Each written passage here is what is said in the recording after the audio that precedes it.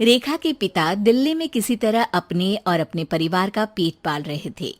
पर एक दिन अरे रमेश, तुम्हारी बेटी के तो समझो भाग्य ही खुल गए। वकील लड़के का रिश्ता आया है। अरे वाह, कब करना चाहते हैं शादी? वो लोग तो जल्द से जल्द ही करेंगे। बाकी शाम को मैंने रेखा को देखने के लिए बुला लिया है। तेरा घर छोटा है तो तुम लोग मेरे घर ही आ जाना। राकेश और उसकी बीवी सारी तैयारी के साथ रोहित और रेखा की शादी कर देते हैं। लेकिन अगले ही दिन देखो रेखा, शादी भले ही हो गई है, लेकिन तुम ये मत सोचना कि मैं किसी जोरू के गुलाम टाइप रहूंगा। रेखा को रोहित की बात अजीब लगती है। मैं ये तो सोच भी नहीं सकती और ना ही चाहती हूँ, लेकिन शादी के अगले ही दिन इस तरह की बात की उम्मीद भी नहीं थी। रोहित रेखा के मुंह से ये बात सुनकर गुस्सा हो जाता है। अरे, काफी जबान भी चला लेती हो। माँ ने सिखाया नहीं कि पति से कैसे बात करते हैं? रेखा अब चुप रहने में ही भलाई समझती है। रेखा, जल्दी से नाश्ता तैयार कर लो। आज पहला दिन है, सारे काम तुम्हें समझा दूंगी। ये नौकरानी है जो तुम्हें बता देगी कि कैसे कैसे क्या करना है। फिर इसकी कल से छुट्टी है। रेखा भी ससुराल में जी जान लगाकर काम करने लगती है। खाली समय मिलता तो पति के वकालत की किताब उठाकर पढ़ने लगती। ये क्या, जब देखो तब पढ़ती रहती है।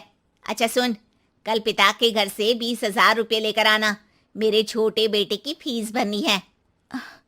लेकिन पापा क्यों भरेंगे उसकी फीस? अरे वाह जी वाह, पापा क्यों भरेंगे? तो ये बता, हम क्यों रखेंगे तुझे यहाँ? क्यों खाना देंगे फ्री में? अरे, क्योंकि मैं बहू हूँ इस घर की। तभी वहाँ रोहित आ जाता है। अरे वाह, बड़ी जबान चला रही हो। चुपचाप माँ जो कह रही है वैसा कर, वरना सामान उठा और जा अपनी झोपड़ी में। बेचारी रेखा क्या करती, पिता के घर जाती है, उनको सारा हाल बताती है। पिता भी जैसे तैसे पैसों का इंतजाम कर बेटी को ससुराल के लिए विदा करते हैं। देखा, अब कहाँ से आए पैसे? अरे बहुत माल है तुम लोगों के पास, बस सीधी उंगली से निकालते नहीं।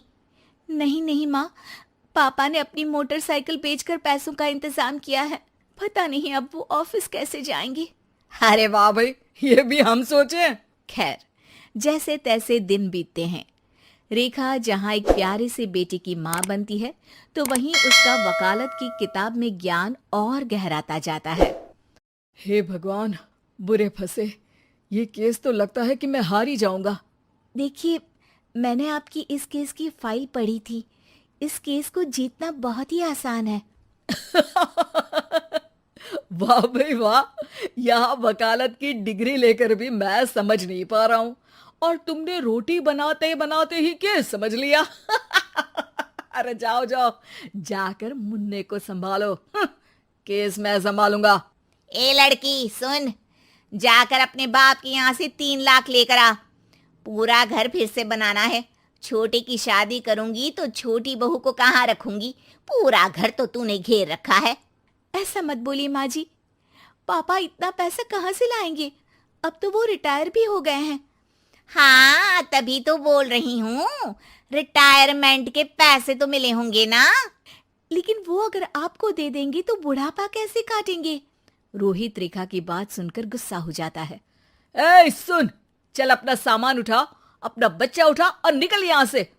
रेखा के लाख आग्रह के बाद भी रोहित और उसकी सास उसे घर में नहीं रखते। पापा, मैं तलाक चाहती हूँ। बेटा, मेरे पास वकील के पैसे नहीं है। पापा, आप मुझे वकालत करवा दीजिए, अपना केस मैं खुद लड़ूंगी। इस बार रेखा के पिता भी उसे ससुराल ना भेजकर रिटायरमेंट के पैसों से वकालत करवाते हैं।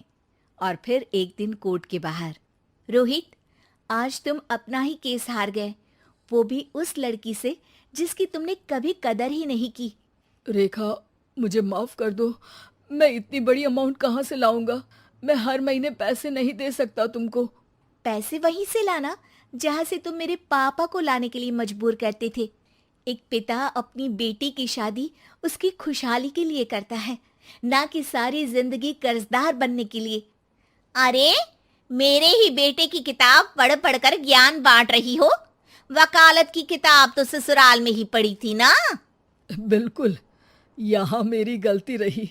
जिस पैसे से मैंने इसकी शादी की थी, मुझे वो पैसे पहले इसकी पढ़ाई में लगाना चाहिए था।